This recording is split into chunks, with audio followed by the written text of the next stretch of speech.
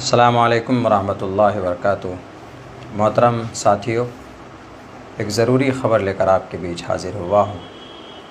इस video message के ज़रिए एक पैगाम देना चाहता हूँ। जैसा आप सबको मालूम है कि अभी 15-20 दिन से सियासी माहौल गर्म था और हम किसी पार्टी के लिए मेहनत और कोशिश कर रहे थे उसकी टिकट के लिए।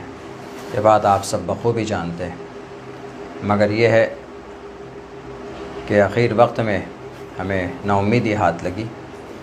उसके बाद ज़ाहिर सी बात है कि जब आदमी काम करता है किसी प्लेटफॉर्म से, 5 साल से कोई घर बनाता है, 10 साल से कोई एक आशियाना सजाता है, ऐन वक्त में अगर उसको तोड़ दिया जाए तो उस आदमी की हिम्मत टूट जाती। वही हमारे साथ हुआ। उसके बाद हमारे चाहने वालों ने हमें हिम्मत दी कि नहीं मौलाना, आपको आज़ाद उम्मीदवार के तौर पर इलेक्शन लड़ना चाहिए। तो आखिर में ये फ़ैसला बिल्कुल मज़बूत हुआ कि नहीं, इलेक्शन नॉमिनेशन फ़ाइल करना चाहिए। तो हमने आखिर वक्त में, चूँकि हमारी पहले की जो तैयारी थी वो टिकट के हिसाब से हमने तैयारी की थी, और अभी जो हमने टिकट ना मिला तो उसके बाद हमने अपने इंडिपेंडेंट इलेक्शन लड़ने की जो तैयारी की, और फिर हम कल नॉमिनेशन के लिए पहुँचे। 25 से 30 मिनट का वक्त हमें मिला था नॉमिनेशन हॉल में पहुँचने के लिए। हम पहुँचे, नॉमिनेशन हमने फ़ाइल किया। कुछ लोग इस तरह की बातें उड़ा रहे हैं कि मौलाना ने ज़रूरी डॉक्यूमेंट्स नहीं दिया जिसकी वजह से आज उनका नॉमिनेशन रद्द हो गया। ऐसा कुछ नहीं, मेरे पास सारे डॉक्यूमेंट्स मौजूद हैं। उसके फ़ोटो और उसके ज़ेरॉक्स हमने करा लिए थे। तकरीबन सारे डॉक्यूमेंट्स हमने जमा किए जो भी ज़रूरत पड़ते हैं नॉमिनेशन फ़ाइल करने के लिए। अगर कोई डॉक्यूमेंट्स नहीं होता है तो फिर वहाँ पर जो एडीएम या आरओ होता है वो नोटिस करता है कि आप अगले दिन ये डॉक्यूमेंट जमा कर दें। अगर हमारे डॉक्यूमेंट्स में कमी होती तो हमें नोटिस किया जाता, लेकिन इस तरह की कोई बात नहीं हुई। हासिल कलाम ये है, ये कहना चाहता हूँ कि मेरा नॉमिनेशन आज रद्द हो चुका है, कैंसिल हो गया।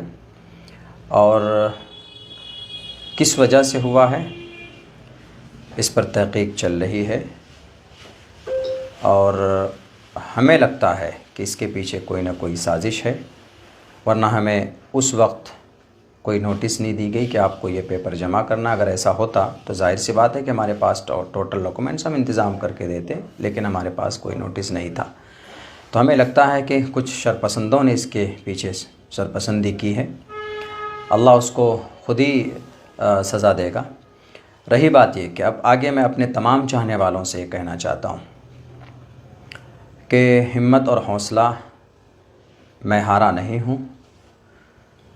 अब एक नए दौर, एक नए प्लेटफॉर्म की शुरुआत इंशाअल्लाह सीमांचल की धरती पर हम करेंगे, और एक सच्ची और एक मज़बूत क़यादत सीमांचल से उठेगी। एक मोर्चा तैयार होगा जो ज़ुबानी क़यादत नहीं, जैसा कि आज कुछ लोग ज़ुबान में क़यादत की बातें खूबसूरत से करते हैं लेकिन ज़मीन पर वो ज़ीरो है।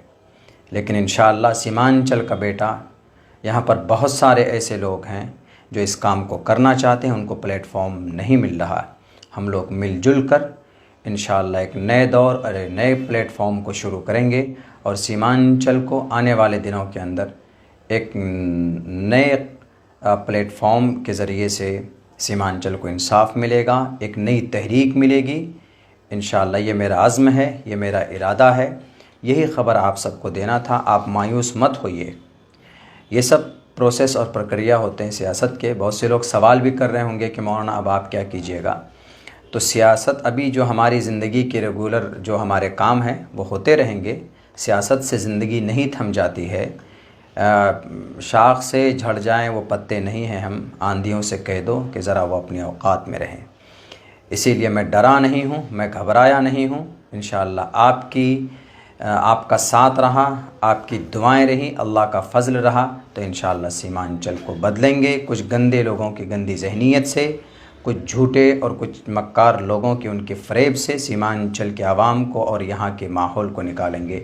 बहुत बहुत शुक्रिया। अस्सलामु अलैकुम रहमतुल्लाहि व बरकातुहू।